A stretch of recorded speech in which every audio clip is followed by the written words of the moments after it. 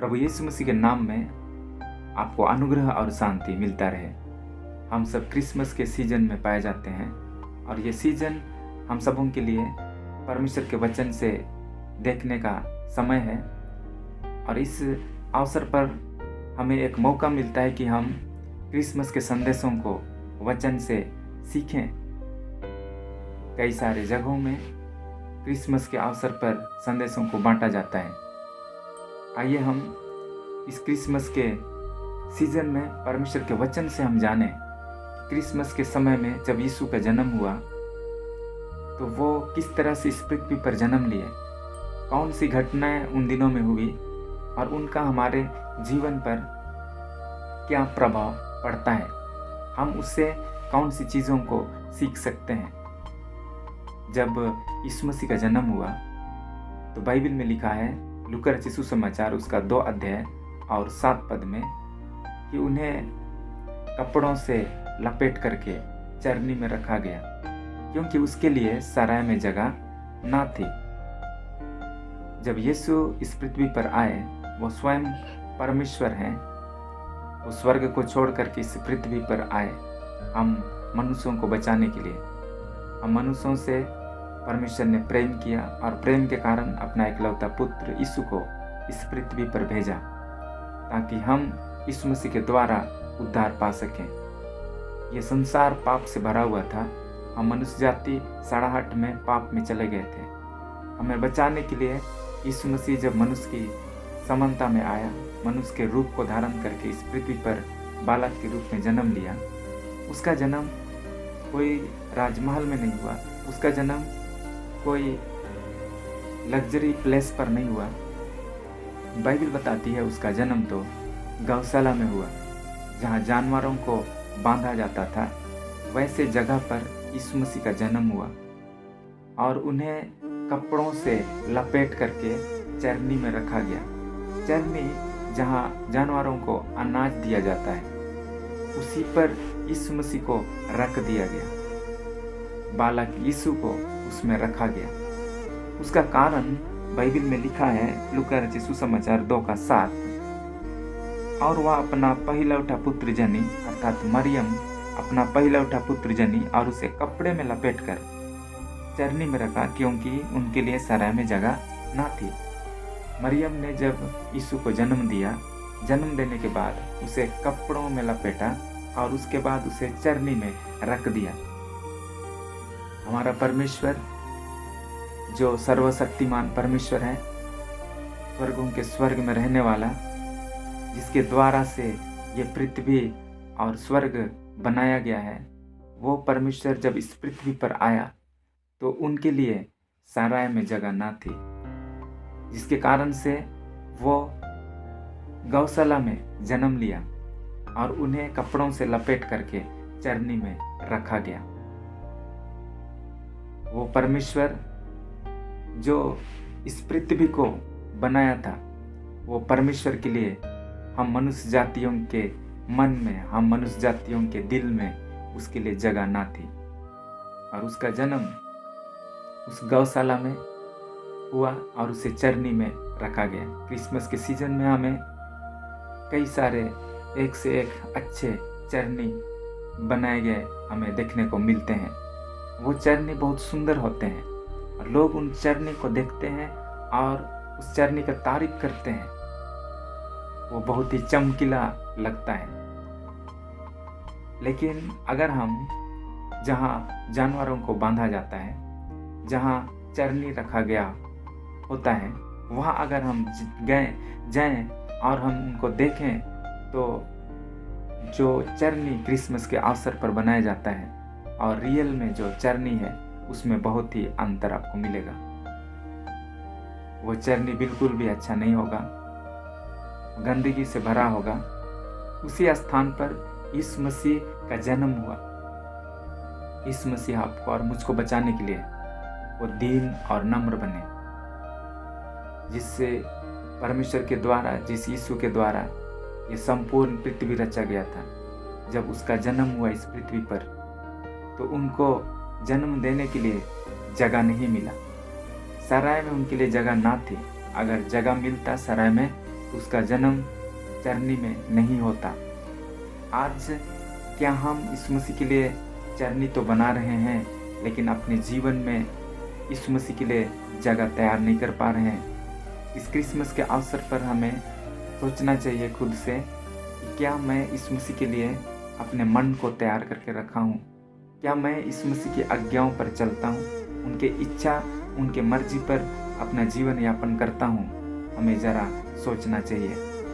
यीशु मसीह जब इस पृथ्वी पर आए, उनका जन्म जब गौशाला में हुआ, उसे चरनी में रखा गया, ये उसके गरीबी को दिखाता है। वो परमेश्वर जो धनवानों का धनवान है, जो परमेश्वर स्वर्गों के स्वर्ग में रहने वाला परमेश्वर, हम मनुष्य जाति के लिए कंगाल बन गया ताकि वो आपको और मुझको पा सके और हम उस कंगालपन से बाहर आ सकें, हम धनी बन जाएं, उस गंदगी से हम बाहर आएं। और इसलिए यीशु मसीह इस गंदगी वाले स्थान में आ गए, सड़ाहट वाले स्थान में आ गए, ताकि हम सबको उस गंदगी से, सड़ाहट से खींच करके बाहर निकले। जब यीशु का जन्म गौशाला में हुआ तो ये इस बात को भी दिखाता है कि वो हर मनुष्य के लिए पहुंचने योग्य हो गए। जितने भी समाज में पिछड़े लोग, गरीब लोग, जिनके जीवन में कुछ भी नहीं है, ऐसे लोग भी उस उद्धारकर्ता का दर्शन वो कर सकते हैं। अगर उसका जन्म कोई बड़े घर में होता, राजमहल में होता, तो वहाँ छोटे लोग, गरीब लोग, जो समाज में पिछड़े लोग हैं, जिनका समाज में कोई नाम नहीं है, ऐसे लोग उस परमेश्वर का दर्शन करने के लिए उस राजमहल में नहीं जा सकते थे। और यीशु मसीह ने सबसे लो स्थान में वो आए, ताकि कितने भी लो स्थान में क्यों ना हो, सबसे नीच और तुच्छ जगह में क्यों ना हो, लेकिन उस व्यक्ति को वो खींच करके बाहर निकाले। उसका जन्म गौशाला में हुआ और उसे चरनी में रखा गया। वो बहुत ही नम्र बन गया, वो दीन बन गया, अपने आप को शून्य कर दिया। उसका जन्म जब हुआ तो उसे चरनी में रखा गया। वो इस बात को दर्शाता है कि वो सबके लिए एक निमंत्रण है।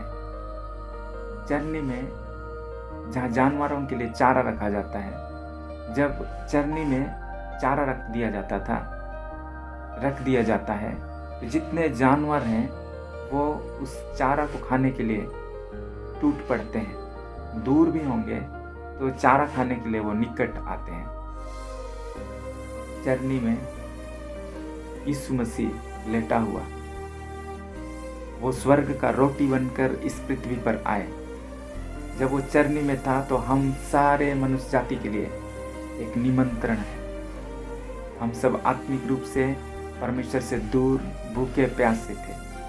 हमारे जीवन में असंतुष्टि थी, क्योंकि परमेश्वर का प्रेम हमारे अंदर नहीं था। वो स्वर्ग का रोटी बन करके आया। जब इस पृथ्वी पर उन्होंने प्रचार किया तो कहा कि जीवन का रोटी मैं हूँ। हम सभी मनुष्य जाति के लिए वो एक रोटी है, आत्मिक रोटी है, आत्मिक तृप्ति है, आत्मिक संतुष्टि है। और हम पूरे मनुष्य जाति को उसने निमंत्रण दिया कि हम उनके पास आएं और उनके द्वारा से हम अपने आत्मिक भूख और प्यास को मिटाएं। आज भी जब हम आत्मिक रूप से भूखे और प्यासे हैं तो उस परमेश्वर के पास हम आ सकते हैं, जो हम सबों के लिए एक खुला निमंत्रण यीशु मसीह के द्वारा हमें मिला है। यीशु मसीह के द्वारा हमारा एक्सेस परमेश्वर तक हो सकता है। परमेश्वर यीशु मसीह इस पृथ्वी पर जब वो जन्म लिए, उनके लिए सराय में कोई जगह नहीं थी। क्रिसमस के अवसर पर आज हमारे लिए प्रश्न है कि क्या हम यीशु मसीह के लिए अपने दिल के दरवाजे को हम खोलते हैं? क्या हम यीशु के लिए अपना सराय को हम खोल रहे हैं? यदि हम यीशु मसीह के लिए अपने सराय को हम खोल रहे हैं, यीशु मसीह को उस चरनी में जन्म लेने की आवश्यकता नहीं, लेकिन वो तो हमारे दिल में वो जन्म लेगा। वो परमेश्वर चाहता है कि वो हमारे अंदर आए। वो परमेश्वर चाहता है कि हम मनुष्य जाति के साथ एक रिश्ता को जोड़े, और इसलिए वो इस पृथ्वी पर आया। यूहन्ना रचित सुसमाचार में लिखा है, अपनों के घर आया था लेकिन अपनों ने उसे नहीं पहचाना। अपने चुने हुए जाति याकूब के घराने में, इजरायलियों में उनका जन्म हुआ।